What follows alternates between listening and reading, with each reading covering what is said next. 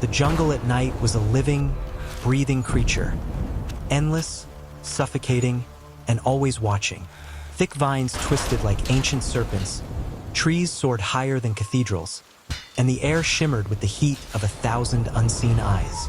Deep within this green labyrinth sat Fort Vesper, a hidden prison built by a government that denied it existed. There were no walls here, no electric fences, no watchtowers. The jungle was the prison, and the guards believed it was enough. For most captives, it was, but not for Darius Kade, a former expedition leader with a stubborn streak and an imagination too big to be contained behind rotting wooden bars. He had been accused of smuggling relics from forbidden ruins, though he always insisted the charges were fabricated. What mattered now wasn't why he was here, but how he would get out. He had tried escaping twice before. Before we dive into the heart of the story, please click the subscribe button and turn on notifications for more hidden prison stories. Both times he was dragged back, beaten, starved, and left in the mud to think about his mistakes. But instead of breaking him, those punishments only sharpened his resolve. Tonight, the air felt different, charged with electricity. A thunderstorm crept across the sky, as if the clouds themselves were angry. Darius could feel it. This was the night. The rain began with a hiss, then a roar. Sheets of water hammered the tin roof of Darius's cell, drowning out every sound within the prison. The guards huddled in the main shack, their lanterns flickering as the storm threatened to snuff them out. Darius had been planning this moment for months. In the corner of his cell sat a rusted drainage pipe, half buried under mud and rotted leaves. Most prisoners never noticed it. Those who did gave up when they realized it was clogged by compact soil and thick roots. But Darius was patient. Every night he had chipped at it, using a spoon, a stolen nail, even his bare hands. Tonight, after weeks of digging, scraping, and bleeding, the pipe was loose. He tore off his shirt to wrap his hands, slid his fingers into the crack he'd widened, and pulled. The metal groaned loudly, louder than he wanted. He paused, listening for footsteps. Nothing. Thunder boomed so hard the walls rattled. With a final desperate yank, the pipe dislodged, revealing a narrow, muddy tunnel leading beneath the prison. Darius didn't hesitate. He dropped to his stomach and slid inside. The cold mud swallowed him instantly. Darkness pressed against his face, squeezing him forward. He clawed through the tight space, pushing his body inch by inch. Roots scratched his back. Stones cut into his elbows. The mud filled his nose and mouth, making every breath a fight. Halfway through, he got stuck. Panic stabbed his chest like a knife. He pushed harder. The mud tightened. He was going to die trapped underground, suffocating inches from freedom. But then, a memory. His father telling him, "Where air can pass, a man can pass." Darius forced himself to exhale, flattening his chest. With a painful twist, he wriggled free and shot out the other end, collapsing face first into the jungle. The rain washed the mud from his skin. He was free, but freedom in the jungle meant something far more dangerous than prison. Darius sprinted into the trees, the jungle swallowing him instantly. The storm covered his tracks, and the thick canopy hid him from moonlight. But he didn't slow down. He couldn't. The jungle was loud. Buzzing insects, croaking frogs, distant howls. Yet beneath the noise, there was something else. A pulse, a rhythm, a hum, like the forest itself was alive. Darius had spent enough time in the wild to sense danger, and every nerve in his body screamed that something wasn't right. But he pushed the feeling aside and kept moving. If he followed the river, he could navigate east toward an abandoned ranger station he once discovered on an expedition. He trudged through the mud, branches whipping his face. He jumped over rotting logs and ducked beneath massive ferns. The rain-soaked soil sucked at his feet, threatening to drag him down. After an hour of running, he heard it. Silence. The jungle's chorus faded. The air felt heavier. Even the storm seemed to hold its breath. Darius froze. Silence in the jungle was never good. Something was watching him. He reached the river, a narrow, fast-moving stream glistening in the dim moonlight. He knelt at the water's edge, cupping his hands to drink. But then he noticed something odd. The ground around him was sunken, imprinted, flattened, like something massive had slithered through. Darius scanned the water. Nothing.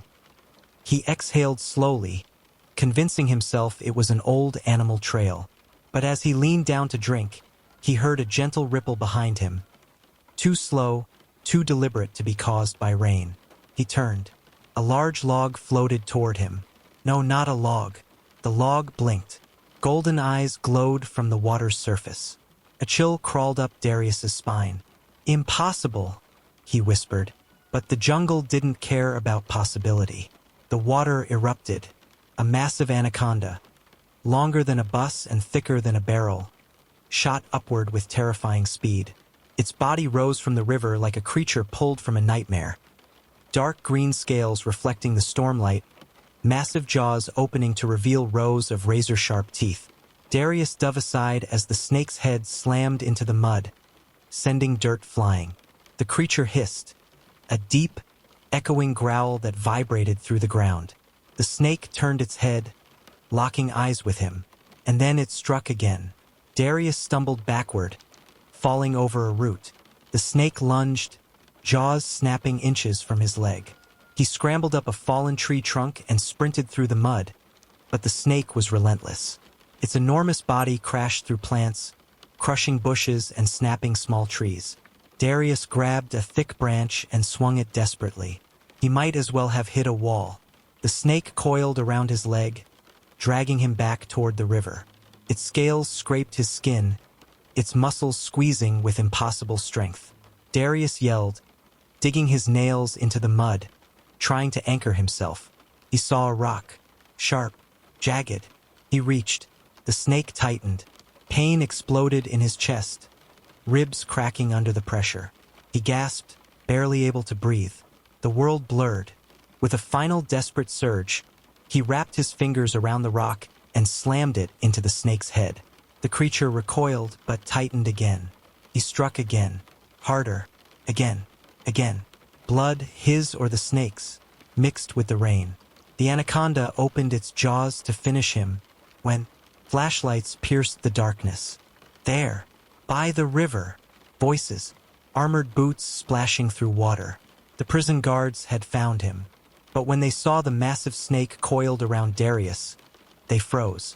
Holy, what is that thing? Shoot it. Wait, you'll hit the prisoner. But the snake didn't wait for them to decide. Turned toward the newcomers, eyes blazing. The guards raised their rifles, hands trembling, and opened fire. Gunshots exploded through the night. The snake thrashed violently, flinging Darius into the mud. Bullets ripped into its scales, some bouncing off its armored hide. The beast roared and lunged at the nearest guard, swallowing him whole in a single horrifying motion. The others panicked. They ran.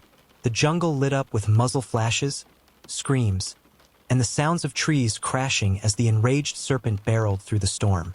Darius crawled to his feet, every breath painful. His vision swayed, but he forced himself into the bushes, hiding from both the snake and the guards. He listened as the chaos echoed through the forest. Gunfire, screaming, silence. One by one, the sounds faded until only the rain remained. Darius waited in the mud, shaking uncontrollably. Then, a heavy, slow-breathing sound approached from the shadows. The snake wasn't done. Darius limped deeper into the forest, putting distance between himself and the river.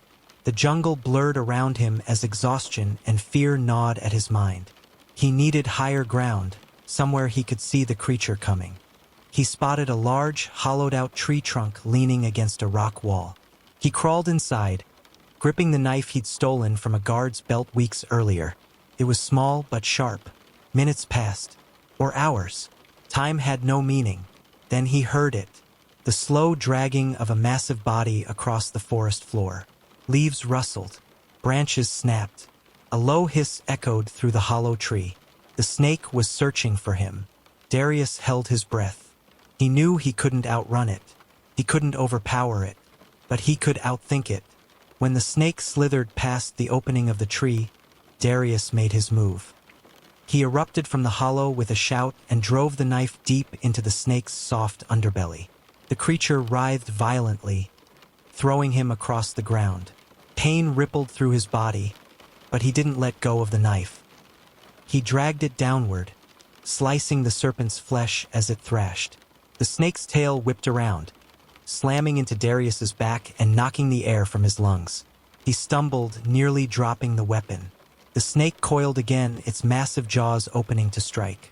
With every ounce of strength left in him, Darius leapt forward and plunged the knife into the serpent's throat. The snake convulsed, then went still. Rain washed over them both. Darius collapsed against a tree, gasping for breath. His ribs felt shattered. His muscles trembled. But he was alive.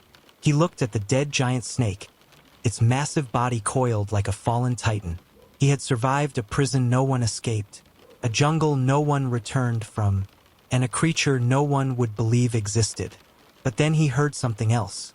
Voices, footsteps, more guards, coming fast. Darius knew he couldn't stay. He pushed himself to his feet and limped into the deeper jungle, following the river toward the unknown. Behind him, the guards arrived and stopped dead when they saw the enormous corpse of the anaconda. "What the hell?" one whispered. Another turned pale. "This wasn't a prison," he said slowly. "Not really." The others stared at him. It was a containment facility, a beat of horrified silence. "We weren't guarding the prisoners," he whispered. "We were guarding the jungle." Days later, deep in the wilderness, villagers reported seeing a wounded man walking along the edge of the forest. But when a rescue team arrived, he was gone.